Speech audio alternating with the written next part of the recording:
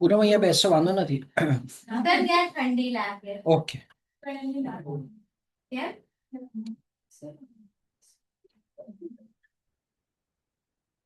नहीं बस अभी मतलब बदली वो पे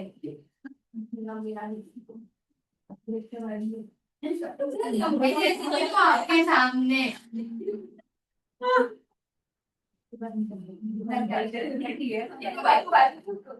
એકચ્યુઅલી તમે બહુ ઇનોસન્ટ છો ને એટલા માટે તમને એવું કરે. मेरा डायलॉग मुझे तो मारने दे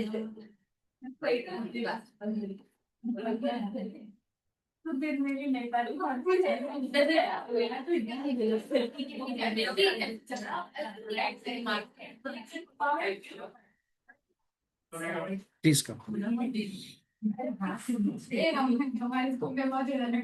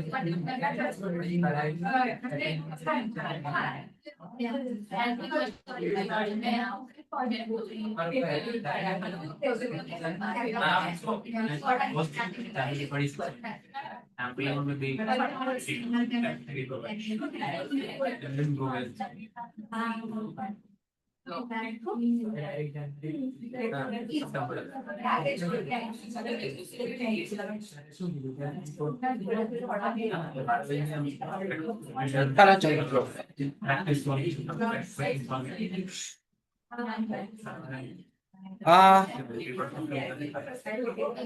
चलो फ्रेंड्स,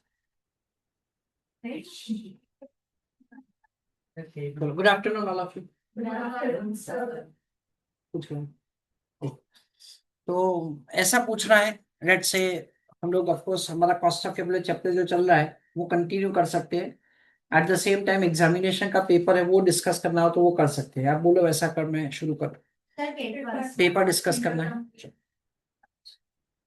तो पेपर में of course there would not be all the points that say you will be able to understand, क्योंकि आपको आपका भी थोड़ा सा पोर्शन बाकी है। हाउएवर जितना भी हो सके उतना हम लोग डिस्कशन करके आगे जाएंगे।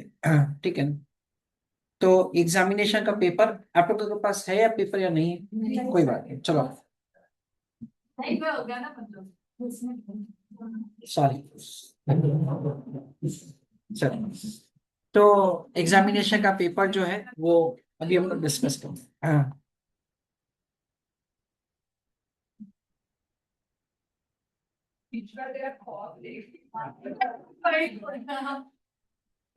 चलो, जो फर्स्ट केस सिनारियो है उसमें हमको पूछा है calculation of the market price of the share after the change in the funds if the price earning ratio is 20 times.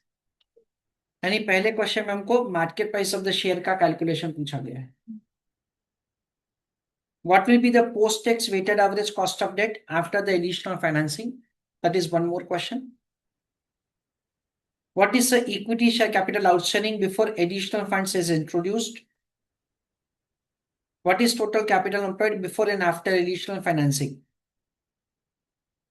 EPS after additional financing. What will be the percentage increase in the EPS after introducing the additional funds?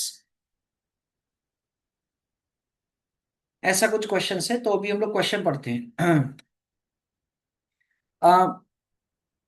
देखो, question पढ़ के पूरा content पढ़ना इसलिए advisable है so that you'll be able to focus that से भी कौन सा इंफॉर्मेशन मेरे को कहाँ पे काम आने वाला है। XYZ limited is engage in manufacturing of an electronic component. तो ये हमारा एग्जिस्टिंग बिजनेस है to be use by the industries producing electronic gadgets for domestic use. The company is a levered company. Levered company का मतलब ये होता है कि कंपनी ने ऑलरेडी डेट फाइनेंसिंग रेज किया है। That is a term called levered. Lever term को हम लोग और आगे पढ़ेंगे जब हम लोग हमारा कैपिटल स्ट्रक्चर थियरी वाला चैप्टर पढ़ेंगे, इन विच से there is a term called levered and unlevered, ऐसा करके दो टर्म होता है। लीवर का मतलब होता है कि आपने committed sources of finance introduce किया है। Currently paying annual interest of 33 lakhs on its 11% debt. So I think that this information may be useful to calculate the debt financing. So it is 33 lakhs divided by 11%, maybe 110 lakhs. Calculation check करते जाइएगा।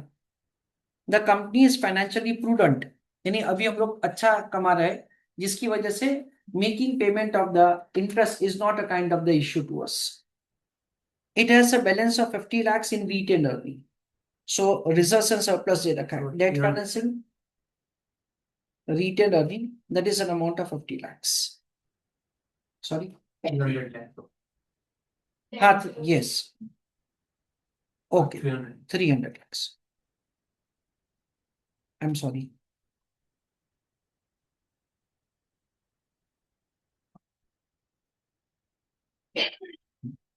The company maintains long-term debt to equity ratio 2:1. The long-term debt to equity ratio 2:1. So debt equity 2:1. तो ये 300 lakhs है, तो ये कितना हो जाएगा? 150 lakhs हो जाएगा शायद। ये 150 lakhs का बाइफर्केशन है। रिटेन अर्निंग कितना है? 50 lakhs। तो इक्विटी क्या हो जाएगा? 1 crore यानी 100 lakhs। The face value of the share is ₹10। तो देखो 100 lakhs divided by 10, number of shares क्या हो जाएंगे? 10 lakhs। मे भी शायद एक एमसीक्यू था ये वाला, शायद, आई एम नॉट श्योर।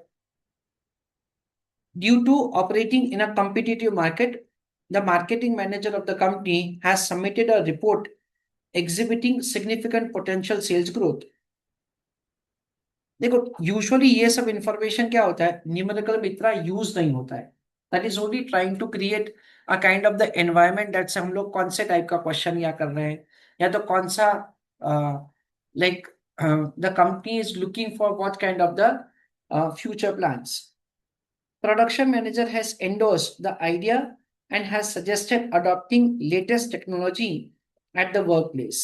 यानी पुराना मशीनरी इस्तेमाल कर रहे हैं तो रहने दो भाई, नया मशीनरी इस्तेमाल करते हैं। In case company implements the new technology, the production efficiency will increase, which will bring down overall cost of the production. जिसकी वजह से क्या होगा, हमारा cost of producing the product will fall down. To procure and install this new technology, the company requires an additional funds of ₹3 crore. अच्छा, सो we understand at से अभी का हमारा कैपिटल एम्प्लॉयड है, ये इक्विटी शायद 150 lakhs है। सो ये कितना हो जाएगा? 500 lakhs हो जाएगा शायद। चेक करना मेरा कैलकुलेशन। नहीं 450 इक्विटी 100 है बराबर। सो देखो ये इक्विटी 100 है, सो ये 450 lakhs हो जाएगा। और हम लोग क्या करेंगे? 300 lakhs से एक्सपांड करेंगे। एक्सपेंशन के बाद शायद हमारा कैपिटल एम्प्लॉयड हो जाएगा 750 lakhs। Yes no? Honey is that okay बेटा? श्योर? चलो। These additional funds will be arranged in such a manner that if will not impact present long-term debt to equity ratio, यानी 2:1 के proportion में रखना है। सो debt equity 2:1 कितना था? 300 लाख है ना, 300 lakhs। सो ये क्या होगा? 200 लाख होगा, ये कितना होगा? 100 lakh. Additional date will carry interest rate of 12%, इसका रेट ऑफ इंटरेस्ट है 12%। Is that okay? चलो विश्व fine. As a result of implementing the new technology, it is anticipated that return on investment will increase by 3% from present return of 15%. तो thank you very much. आप लोगों ने हमको directly क्या दे रखा है? एग्जिस्टिंग रिटर्न दे रखा है। आप लोगों को कैलकुलेट करने का मॉडरेशन नहीं है। यस ना? So we understand that's E stand for the existing. Existing हमारा कैपिटल एम्प्लॉयड कितना है? 450 lakhs है। सो हमारा earning before interest and taxes क्या होगा? 450 lakhs इंटू 15%, जो 67.5। और एग्जिस्टिंग, और मैं यहाँ पे लिख रहा हूँ न्यू, उसमें मैं क्या लिखूंगा फ्रेंड्स? 450 प्लस 300 इंटू क्या करेंगे फ्रेंड्स? 18%। देखो तो कितना आता है? 130 एग्जैक्ट। इनकम टैक्स का रेट है सिर्फ 30%। Based on the facts mentioned above pertaining to XYZ, you are required to answer the following questions. तो EBIT आ गया, उसके बाद क्या मैं एग्जिस्टिंग इंटरेस्ट लिख सकता हूँ? Yes no? न्यू इंटरेस्ट लिख सकता हूँ? दोनों को डिडक्ट करेंगे क्या मिलेगा? EBT मिल जाएगा। टैक्स डिडक्ट करेंगे क्या मिल जाएगा? EAT मिल जाएगा। Yes no? Divided by number of equity shares, existing और न्यू दोनों में अलग अलग होंगे। Yes no? अपने को क्या मिल जाएगा? EPS। अपने को प्राइस अर्निंग रेशियो दे रखा है शायद 20 टाइम्स इधर, तो अपने को MPS मिल जाएगा। तो देखो पहला क्वेश्चन ये पूछा है, what will be expected market price of the share after the change in the funds if price earning ratio is 20 times.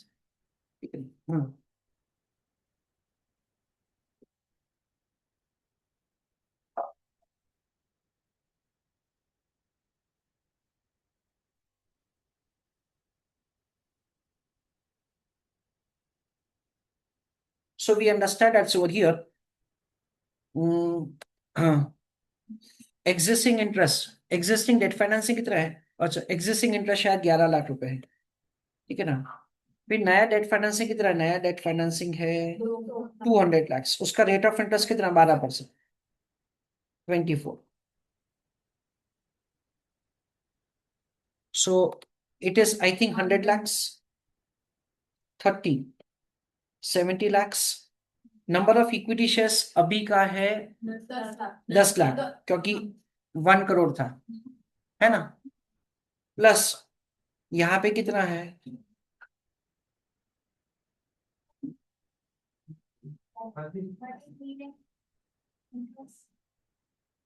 Interest exist, हाँ बराबर, 33 lakhs. रेट ऑफ इंटरेस्ट 11% था.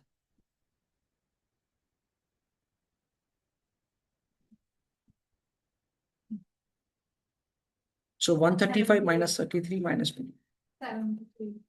78. 23.4.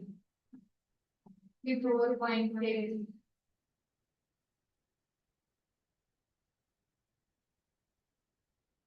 नंबर ऑफ इक्विटी शेयर्स अभी के 10 लाख. और यहाँ पे कितना होगा? एडिशनल 10 लाख.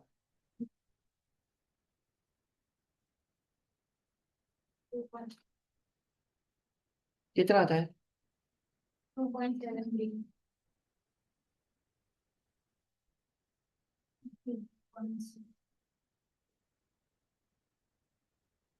ये आंसर है. Is it okay? What will be the post-tax weighted average cost of debt after additional financing? उसमें क्या करेंगे friends? We understand that's the interest into 1 minus t divided by amount. Existing debt financing देखो कितना है हमारा. Existing debt financing है हाँ 300 lakhs, उसका रेट ऑफ इंटरेस्ट है 11%.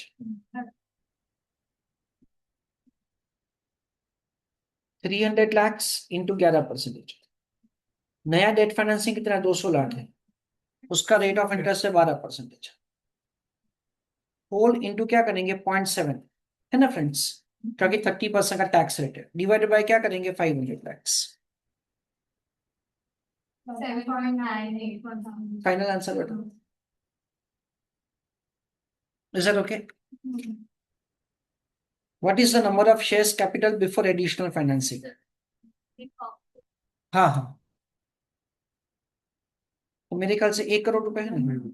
ओके, देखो ऑनेस्टली ऐसा फेयर चांसेस है कि मेरे को पूरा आंसर नहीं है. नहीं है, पर ये आंसर तो आ ही सकता है, ठीक है? नहीं, सर क्लास में आता है, होमवर्क के टाइम नहीं आता है. कोई बात, धीरे धीरे प्रैक्टिस करने से, धीरे धीरे प्रैक्टिस करने से आ जाए. और सब भी बोलते हैं. हाँ short. What is the total capital employed before? Before में कितना है? मेरे ख्याल से 4.5. और आफ्टर में कितना होगा? 17. सिंपल या difficult? What will be the EPS after additional financing? 2.73. और अपने को एग्जिस्टिंग का करके और परसेंटेज इंक्रीज करना पड़ेगा, ठीक है ना? एग्जिस्टिंग का पता चलेगा ना सबको, या करके दूं मैं? That is existing is clear for friends? Sure? देखो ये सिर्फ एग्जिस्टिंग इंटरेस्ट आएगा, नया इंटरेस्ट नहीं आएगा. कितना बेटा? 34.5. उसका 30% देखो तो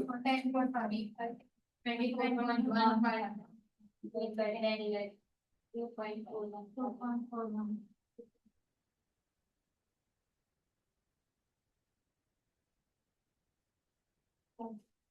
कितना है? 2.41.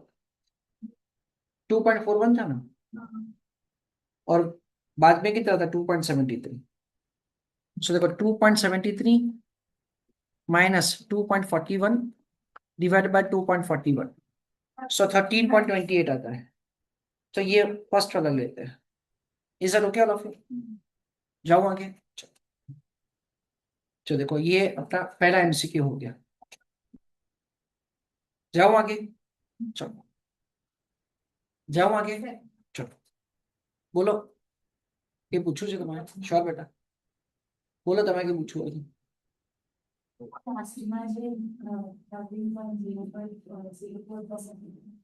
હા હા સમજે, જો તમારે ફીસ ઇન્સ્ટોલમેન્ટ બાકી હોય તો માગું છું ને, માગું છું.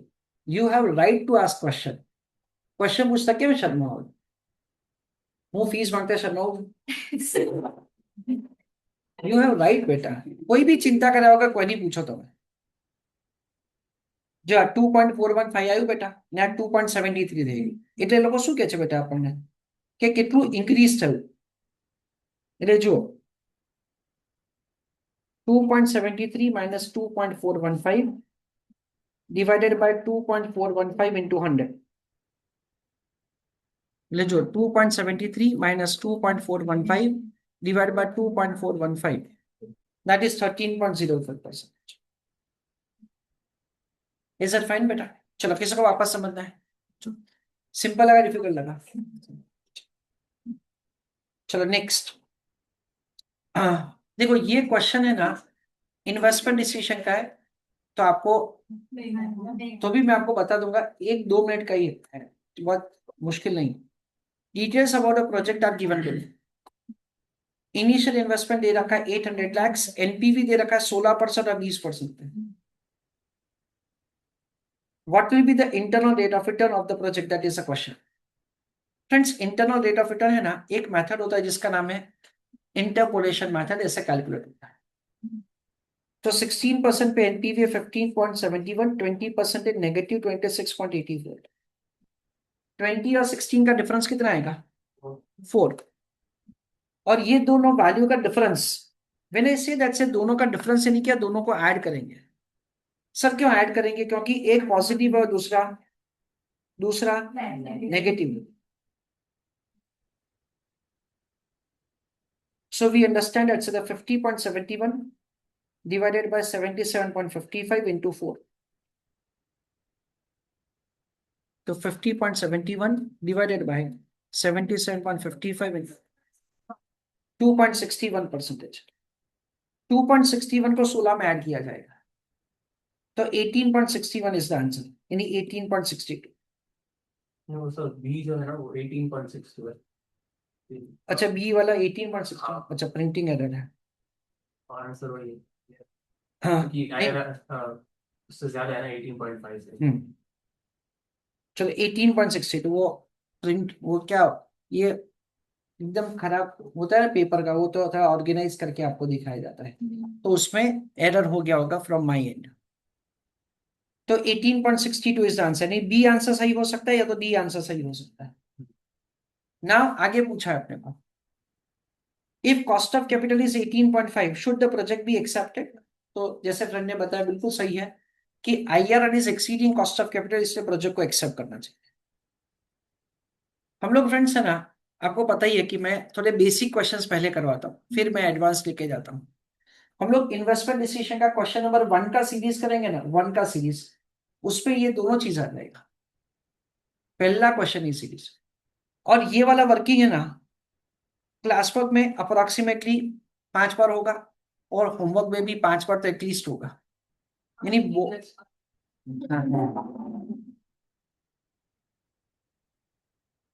चलो बराबर है, यानी ये वाला हो गया question. A company has credit sales of 20 lakhs. Average collection period 35 days. तो देखो सेल्स है, क्रेडिट पीरियड है, डेटर्स मिल जाएगा। Yes no? Yes no? It wants to liberalize existing credit terms which are expected to increase sales to 25 lakhs. तो 20 लाख का कितना हो जाएगा? 25 लाख हो जाएगा।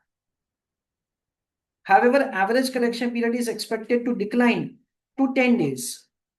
क्रेडिट पीरियड भी कम हो जाएगा। Profit volume ratio is 20%। ये 10 मेरा गलती लग रहा है, कोई पास क्वेश्चन पेपर हो तो ओपन कर दो ना, सुनिए हमें ओपन करो क्वेश्चन पेपर। सॉरी 10 10 है हाँ, कि जो इंक्रीज है नेगेटिव पर ओके। ऑप्शन से बात। And opportunity cost post tax is 6%। income tax rate is 40%, assume 360 days in a year. What is the incremental investment in the debtors and impact on the post-tax profitability? देखो हमारा credit period क्या हो रहा है, credit period कम हो रहा है, उसकी वजह से जो हमारा डेटास होगा ना वो डेटास हमारा कम हो जाएगा, इसलिए सारा आंसर्स नेगेटिव है। आई रिपीट व्हाट आई सेड, जो लोगों ने रिसीवेबल मैनेजमेंट किया उनको पता चलेगा, जिन लोगों का बाकी है उन लोगों को पता नहीं चलेगा। हमको यहाँ पे डेटास का कैलकुलेशन करने का है। डेटास का कैलकुलेशन बहुत बहुत बहुत आसान है friends. It is annual credit sales divided by 365 days into average collection period। क्या करने का प्रेजेंट एंड क्या करने का प्रपोज्ड। अभी का सेल्स कितना दे रखा क्वेश्चन में, 20 lakhs divided by 365 into 35, 25 lakhs। Calculation कर जो बाय दैट टाइम पे कितना है, 1,09,2,780 और प्रपोज में 1,91,780 प्रपोज में बेटा 68,490. 490 और दोनों का डिफरेंस 123 to 123, 283. ये 360 डेज है, आई एम सॉरी चेंज करना पड़ेगा मुझे। 1,94,440. 1,94,000 440.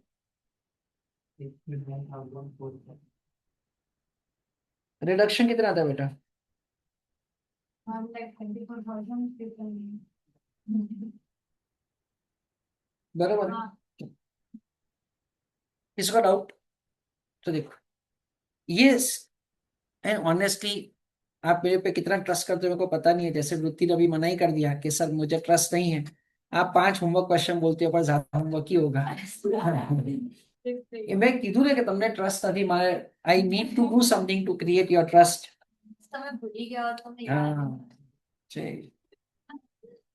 तो हम लोग ये फॉर्मूला एटलीस्ट 10 बार लिखते हैं ऑनेस्टली, અને એ બી ક્લાસમાં લખીએ 10 વાર, હોમવર્કમાં બીજી 3-4 વાર તો ખરી જ છે।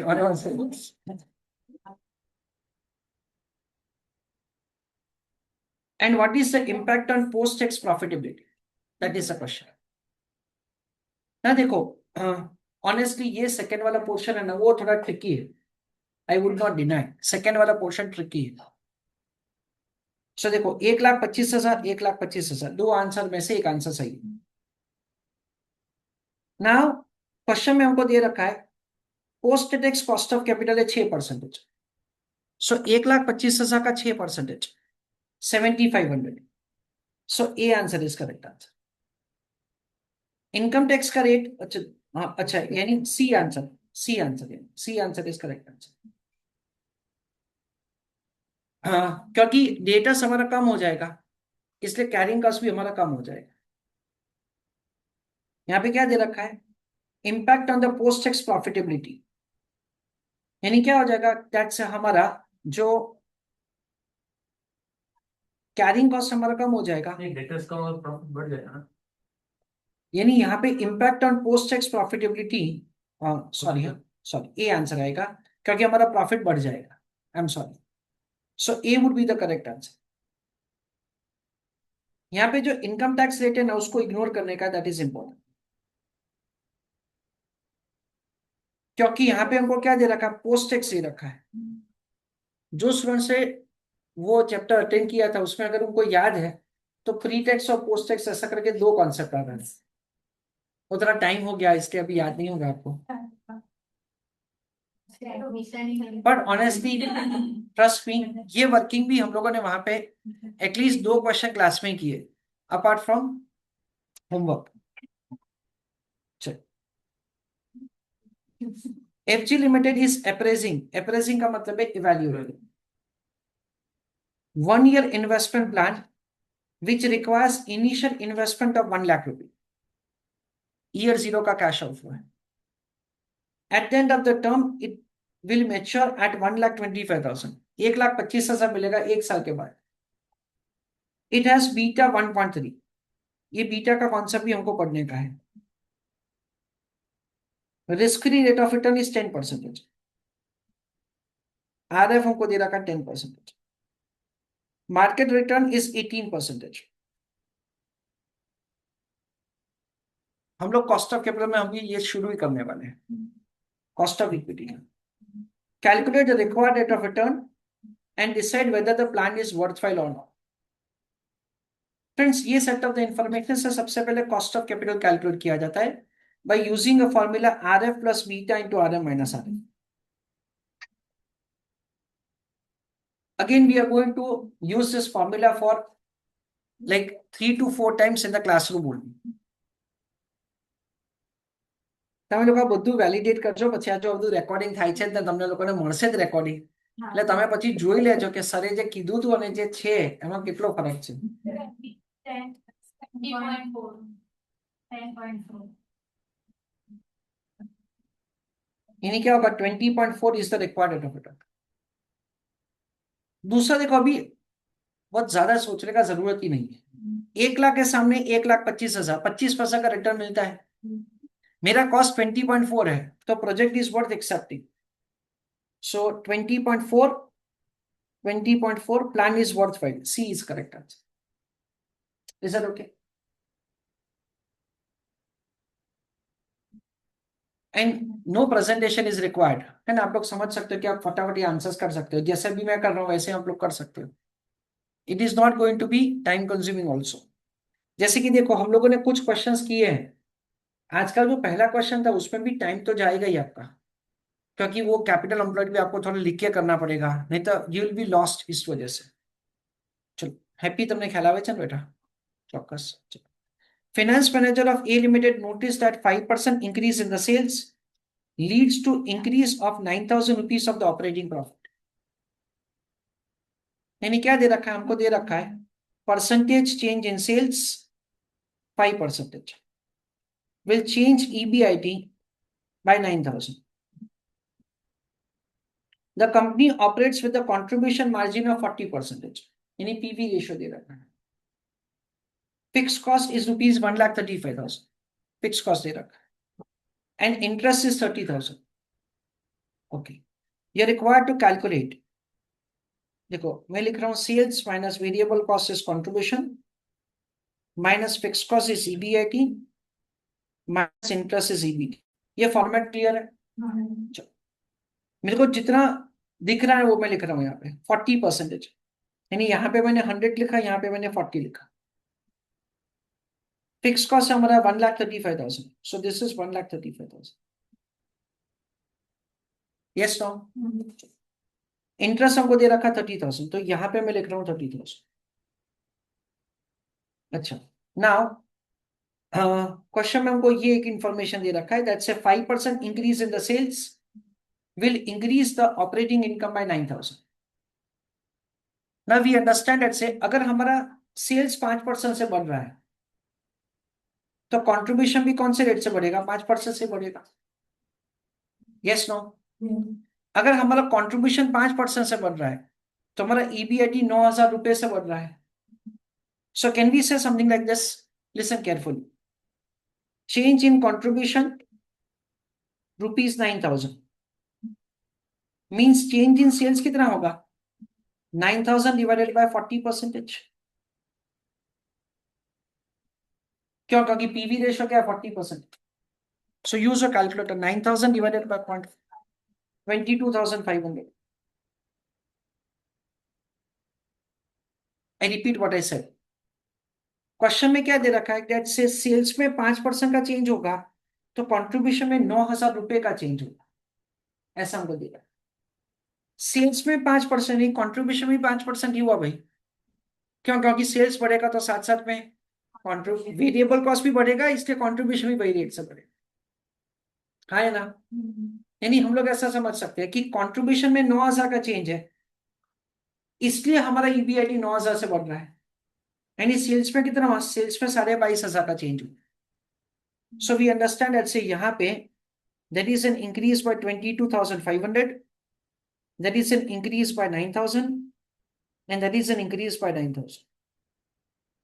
ऐसा हमको दे रखा है.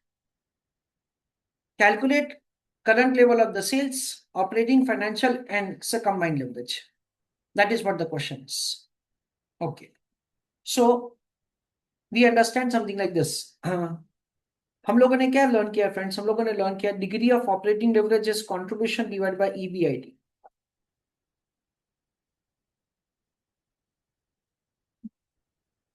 और degree of operating leverage is percentage change in EBIT divided by percentage change in sales.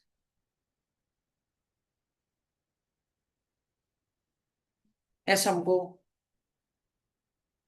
so it is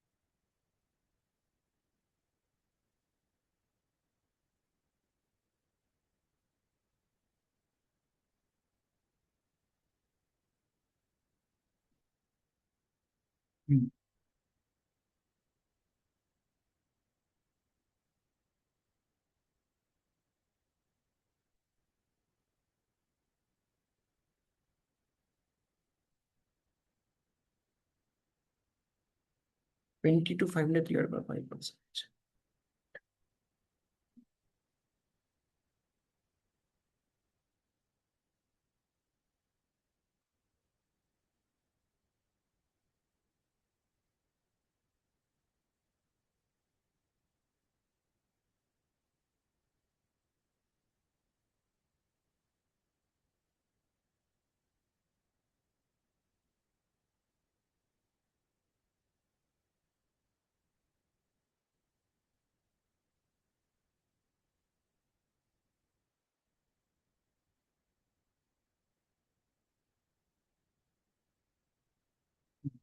Sure.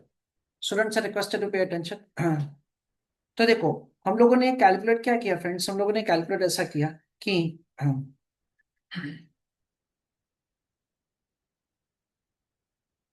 हमारा जो 9,000 रुपीज का ये चेंज है, that is equal to 9,000 rupees of ये चेंज, और हमारा सेल्स कितना होगा? 22,500 से चेंज हुआ. तो हमारा करंट सेल्स क्या होगा? हमारा करंट सेल्स होगा 22,500 डिवाइडेड बाय 5%. यानी अभी हमारा सेल्स होगा 4.5. रेज हैंड किसको क्वेश्चन है? हाँ, देखो 22,500 रुपए है, वो पता चला. That is representing 5% of the current sales. 100% fine किया हमने. तो देखो ये 4.5 लाख हो गया. फिर देखो 4.5 लाख, उसका 60% हमारा वेरिएबल कॉस्ट है, तो 270 हो गया. दिस इज 180 बेटा. 180 minus 135 is 45. Minus 30,000 is 15,000. देखो इसमें 5% इंक्रीज करते हैं, then in that case this becomes 470 to 500. ये 470 to 500 हो गया. 470 to 500 का 60% करेंगे तो कितना होगा? 2,83,500. 1,89,000 माइनस 135, 54,000. तो देखो 9,000 से बढ़ गया ना. ओके, फिर देखो आपको डी ऑयल आता ही है, कैसे, सी अपॉन ईबीआईटी। आपको डीएफएल आता ही है, EBIT upon EB. Sneha fine बेटा, श्योर। चलो किसी को वापस समझना है? चलो क्वेश्चन नंबर 1A 5 मार्क का कंपलसरी क्वेश्चन हो गया। Okay, Z limited has issued 8% convertible debentures. मैंने आपको बताया था केडी का कैलकुलेशन अलग अलग मेथड से, दैट इज अलग अलग इन्फॉर्मेशन होता है। उस पर मैंने आपको एक बताया था कन्वर्टेबल डिबेंचर, तो ये वाला information. 100 rupees each with the remaining maturity period of 5 years। देखो ये अच्छा इन्फॉर्मेशन उन्होंने दे दिया। नहीं तो यहाँ पे क्या करते हैं वो लोग, हमको कई बार कंफ्यूज करते हैं। 2 साल के पहले 6 साल के लिए ऐसा देते हैं, तो रिमेनिंग ईयर्स क्या है 4, ऐसा हमको ध्यान रखना पड़ता है। पर उन्होंने दे रखा है रिमेनिंग, यही रेलेवेंट है।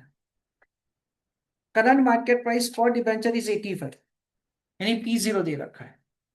नया इश्यू है ना, वो 85 पे ही होगा। At the time of maturity, debenture holder will have an option either to redeem at a premium of 5% or to convert each debenture into 5 equity shares. Investor के पास 5 साल के बाद ऐसा चॉइस होगा। तुमको 105 रुपए चाहिए तो 105 रुपए मिलेंगे। कैसे? 100 रुपए plus 5%।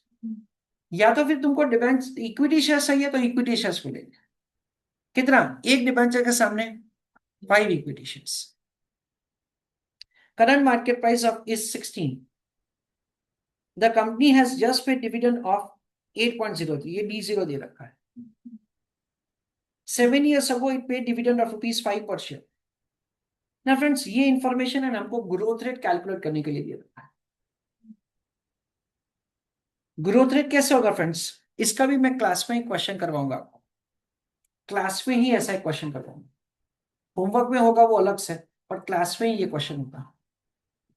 D-7 into 1 plus G raised to 7 is equal to D0। ये क्या बताता है? 7 साल के पहले जो डिविडेंड था,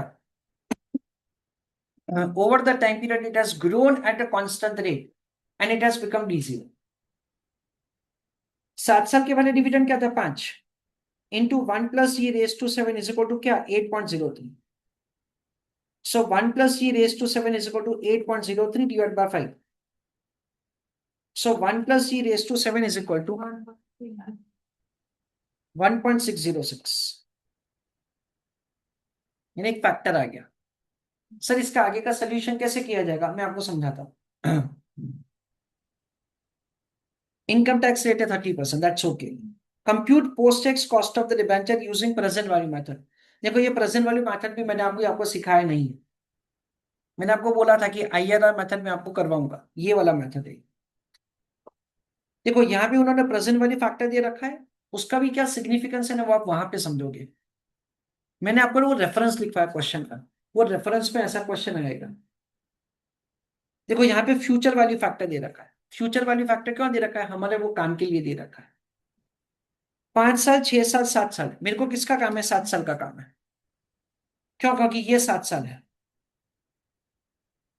मेरा फैक्टर क्या है? 1.606। ये 1.606 क्या है? Simple future value interest factor. मैंने time value of money chapter में आपको करवाया है, 1 + i⁻n। तो 1.606 आप एग्जैक्टली यहाँ पे देख सकते हो। तो मेरा ग्रोथ रेट क्या है? 7% है।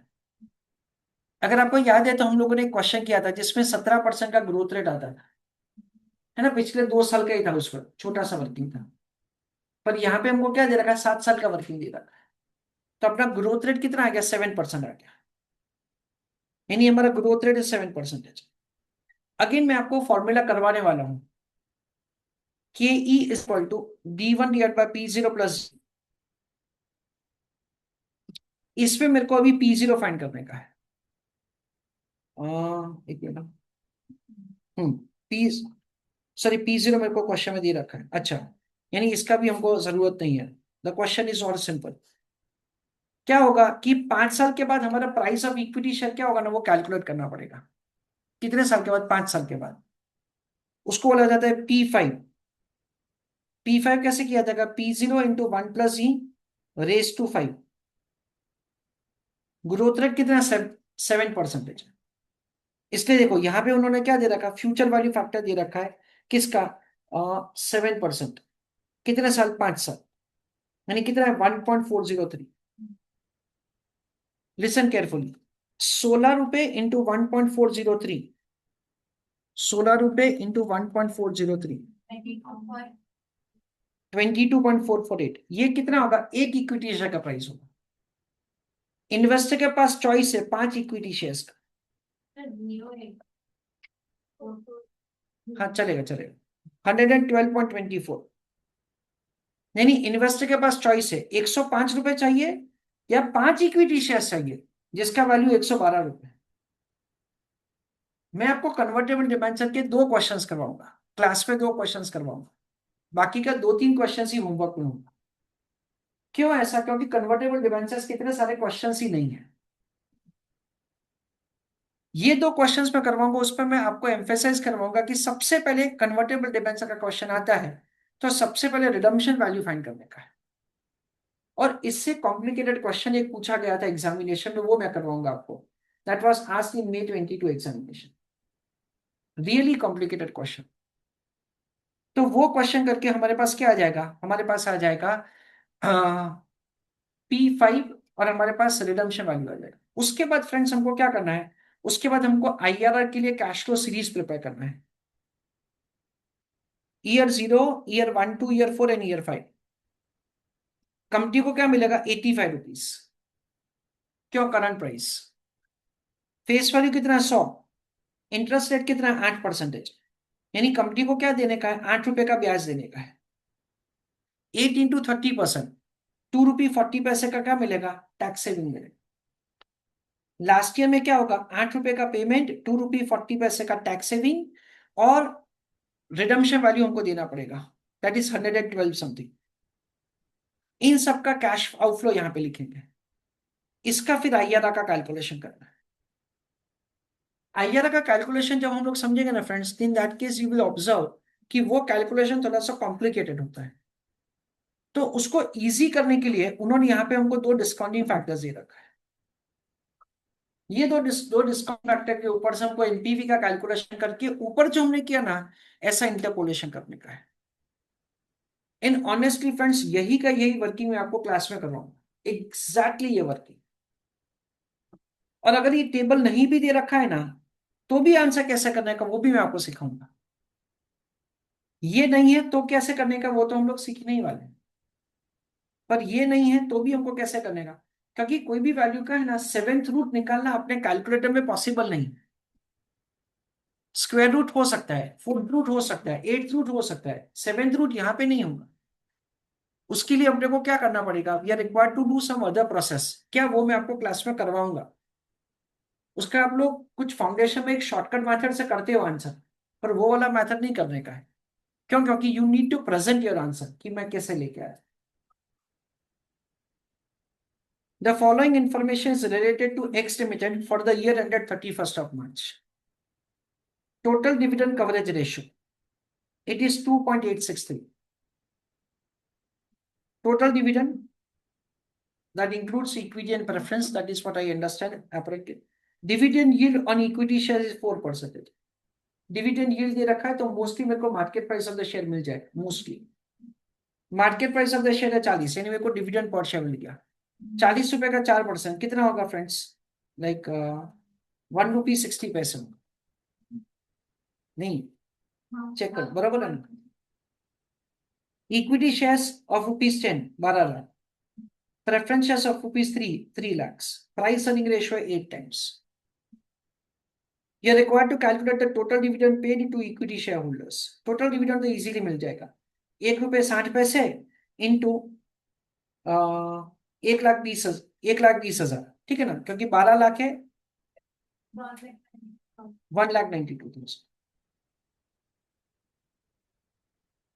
सेकेंड हमको दे रखा है डेट से अर्निंग पर शेयर का कैलकुलेशन करके दो। तो देखो अर्निंग पर शेयर के लिए क्या किया जाएगा, हाँ, सो वी अंडरस्टैंड दैट से EPS, price earning ratio and market price of the share. This is 8, this is 40, तो ये कितना हो जाएगा, 5 रुपए। नंबर ऑफ शेयर्स अपने पास है 1,20,000। अच्छा ईपीएस ही पूछा है, तो ईपीएस तो मिल गया अपने को, कितना, 5 रुपए। Yes no. चलो किसको डाउट या क्वेरी हो तो बताइए। ये सर ओके और जाओ आगे। Sure, clear. Now we understand something like this कि earning after taxes less preference dividend is earning available to equity share holders less equity dividend, ऐसा होता है। तो हमारे पास इक्विटी डिविडेंड का अमाउंट ऑलरेडी है। इक्विटी डिविडेंड कितना है, 1,92,000। हमारे पास अर्निंग पर शेयर भी है।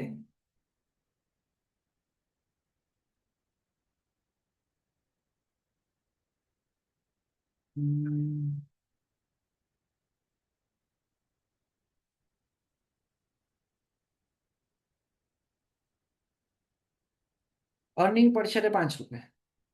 नंबर ऑफ इक्विटी शेयर्स है 1,20,000। So earning available to equity share holders 6 lakh हो जाएगा शायद। यस नो, है ना। अर्निंग पर शेयर है 5, नंबर ऑफ शेयर है 1,20,000, तो earning available to equity share holders हो जाएगा 6 लाख। नाउ क्वेश्चन में हमको क्या दे रखा है, हमको ऐसा दे रखा है टोटल डिविडेंड कवरेज रेशियो, ऐसा हमको दे रखा है। So it is equity dividend plus preference dividend. तो यहाँ पे क्या हो जाएगा, अर्निंग आफ्टर टैक्सेस हो जाएगा, क्योंकि टोटल डिविडेंड है ना फ्रेंड्स, इस वजह से numerator has to be before deducting both of them. Is that okay? हाँ, टोटल कितना अवेलेबल है दोनों को पे करना। Is that okay? जैसे इक्विटी डिविडेंड कवरेज रेशियो होता है, प्रेफरेंस डिविडेंड कवरेज रेशियो होता है, इंटरेस्ट कवरेज रेशियो होता है। तो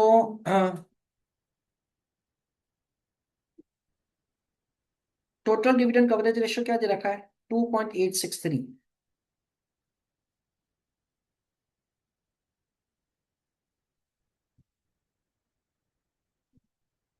it is earning after taxes क्या होगा, earning after taxes will be 6 lakh plus preference dividend divided by equity dividend कितना, 1,92,000 प्लस प्रेफरेंस डिविडेंड। तो देखो ये इक्वेशन में एक ही वेरिएबल है, तो अपने को वेरिएबल का वैल्यू मिल जाएगा।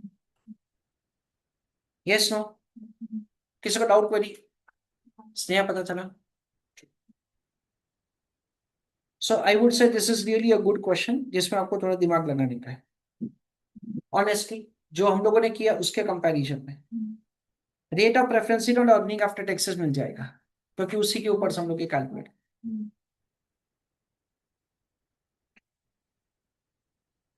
Al Limited wants to reduce the dependency of the manual workforce in the operation of its factory by adopting the automatic machinery.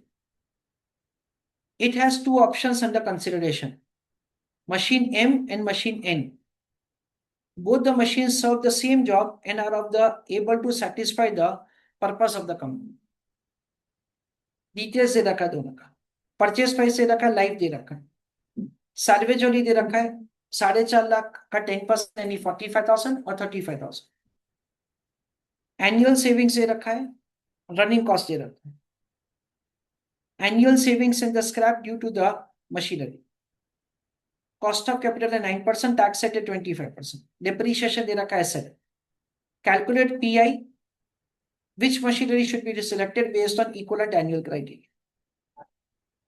एक मिनट रुको एक मिनट। सब सॉल्व हो रहा है, ठीक है, हमने पढ़ा नहीं थी तो हमें समझ इतना आ नहीं रहा है, पर हमें और टेंशन आ रहा है कि इतना करना है, हमें आता नहीं है। तो सर हमने जो क्लास में किया है ना, वो क्वेश्चन आप देखिए वही सॉल्व कर रहा है। अच्छा सर, बाद में करेंगे हम। ओके। तब से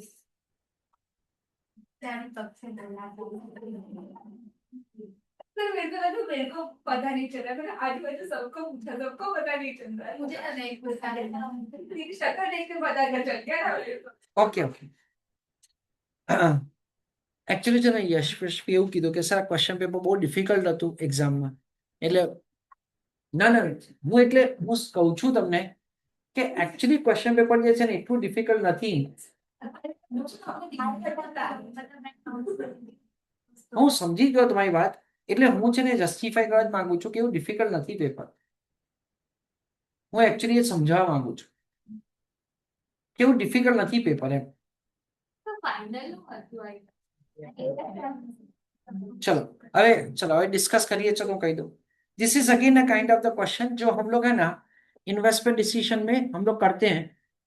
and this is again a very elementary question, honestly बहुत ही एलिमेंट्री क्वेश्चन.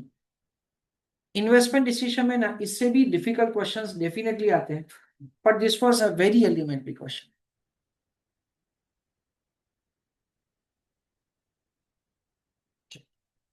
ये जो क्वेश्चन है that is again a question from the payable management जो फ्रीक्वेंटली टेस्ट नहीं होता है. ये जो क्वेश्चन है वो पेएबल मैनेजमेंट से. B Limited has received an offer to get a discount of 2% on the invoice of 75,000. यानी 75,000 हमने परचेस किया, उसके ऊपर हमको 2% डिस्काउंट मिल सकता है. If the payment is made within 1 month instead of the normal credit of 3 months, 3 महीने की जगह 1 महीने में पेमेंट करो और आपको 2% का डिस्काउंट मिलेगा. If the company makes early payment, it will need to finance the payment through a bank overdraft at 10%. Income tax का रेट है 30%.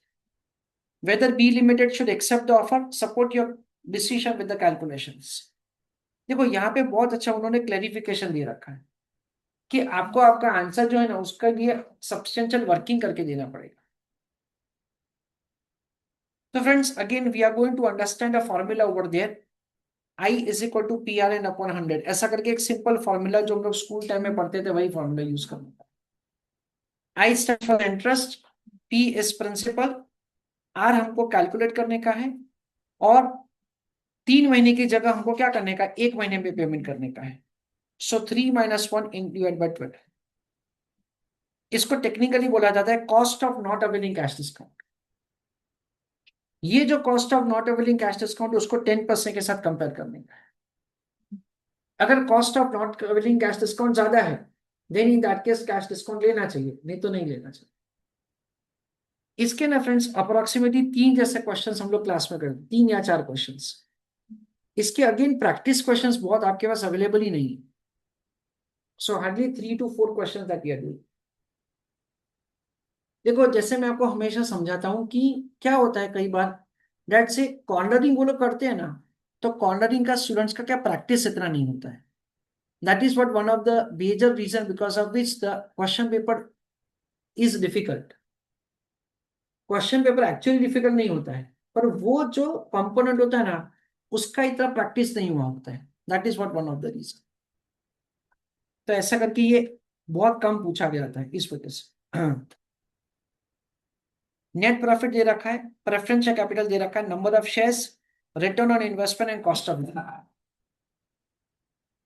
Calculate EPS and calculate market price of the share as per Walter model when the retention ratio is 20%. Company aims to keep market price of the share 16. What retention ratio to be adopted? What is optimum dividend payout ratio as per Gordon model? ये dividend policy का chapter का question है. અને friends you want believe again આના બહુ જ practice આપણે કરીએ છીએ, એટલે અનડાઉટેડલી એની પ્રેક્ટિસ કરીએ. અને હું કહું છું ને આ બધી જ વસ્તુ રેકોર્ડ થાય છે. તમે લોકો છે ને ડિવિડન્ડ પોલિસી નું ચેપ્ટર પતે ને પછી તમે ચેક કરજો, આવા ક્વેશ્ચન્સ જ આપણે છે ને ક્લાસમાં કરીએ છીએ. ઇટ ઇઝ નોટ દેટ છે આવા જેવા ક્વેશ્ચન્સ એક્ઝેક્ટલી આ ક્વેશ્ચન્સ. એટલે રિયલી આમાં મેં કીધું ને કે પેલા 1-2 ક્વેશ્ચન જે છે કે જેમાં તમારે દિમાગ લગાવવાનું છે, એવું નથી કે તમારે સહેજ બી દિમાગ નથી લગાવવાનું.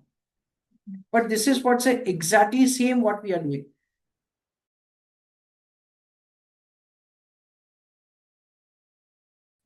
AR Limited has given the following data for the year. Average collection period 60 days, inventory holding period 90 days, average payment period 30 days, total sales 200 lakhs, earned evenly, all sales are on the credit basis, net profit margin is 10%. Company has not incurred any non operating expense, tax rate 360 days, discounting rate दे रखा है. Calculate cash cycle and the minimum cash balance to be maintained. The company proposes a scheme. It will offer a cash discount at 2%, reduce collection period by 30 days. 60% customers will avail the discount. A reduction in the minimum cash to be maintained after the scheme. Net savings, and should it adopt the scheme or not. हम लोगों ने जो treasury and cash management का chapter किया ना, उसके बाद उसके कनेक्टेड होमवर्क क्वेश्चंस में you may have a question जिसमें कैश साइकिल पूछा था आपको, जिसके लिए आपने मेरे को क्वेरीज पूछा था कि सर ये क्वेश्चन आपने करवाया नहीं है ऐसा, क्योंकि ये वाला जो कॉन्सेप्ट है ना वो मैं वर्किंग कैपिटल साइकिल में डिटेल में करवाता हूँ. અને અગેન આના આ જ વર્ડિંગ સાથે તમે લોકો ક્વેશ્ચન સમજો છો. આ ક્વેશ્ચન ઇમ્પોર્ટન્ટ બી છે અને આવા પ્રેક્ટિસ ક્વેશ્ચન બી તમારી પાસે છે, કારણ કે આ જે કોન્સેપ્ટ છે ને એ લોકો ફ્રીક્વન્ટલી ટેસ્ટ કરે છે. मोदी की मेथड अप्रोच का डिफरेंसी बेस्ड ऑन सर्टेन अजम्पशंस. तो के अजम्पशंस हम लोग क्लास में ही करते हैं. होता है ना, वो थियोरी का न्यूमेरिकल्स करवाने के पहले उसका थियोरी लिखवाना पड़ता है. An Indian exporter has shipped goods to a foreign buyer, but export processes are yet to be realized. He approaches the bank for the immediate finance assistance. Identify the types of the finance involved. ये chapter number 2 का है question, source of finance का, जिसमें packing credit वाला होता है. Packing credit का मतलब ये है, लेट्स से आपने जब गुड्स एक्सपोर्ट किया है तब आपको फाइनेंस चाहिए, तो export that is packing credit against export of the goods for raw material, for packing material, ऐसा करके पैकिंग क्रेडिट वाला question. Profit maximization, wealth maximization differ in objective risk and time horizon. This question has been asked at least for 5 times. At least for 5 times. That is very important question. हमारे theory के material में दोनों included है friends. ये वाला question भी included है. ये वाला क्वेश्चन तो मैं क्लास में करवाता हूँ. ये वाला क्वेश्चन भी इंक्लूडेड है थियरी मटेरियल में. Junk bonds and why they are called high yield bonds. Junk bonds का मतलब ये होता है, जैसे हम लोग जंक फूड खाते हैं जो खाने में अच्छा नहीं होता है, तो जो कंपनीज का क्रेडिट रेटिंग अच्छा नहीं है ना, उसको बोला जाता है जंक बॉन्ड. जो जिसका क्रेडिट रेटिंग अच्छा नहीं होता उसको बोला जाता है जंक बॉन्ड. तो ये लोग जंक बॉन्ड की बात कर रहे हैं, ठीक है ना. और जंक बॉन्ड में क्या होता है, दैट्स द कंपनी का फाइनेंशियल पोजीशन पुअर होता है, इसलिए कंपनी को क्या होता है, सिक्योरिटी इशू करने के लिए ज्यादा रिटर्न देना पड़ता है.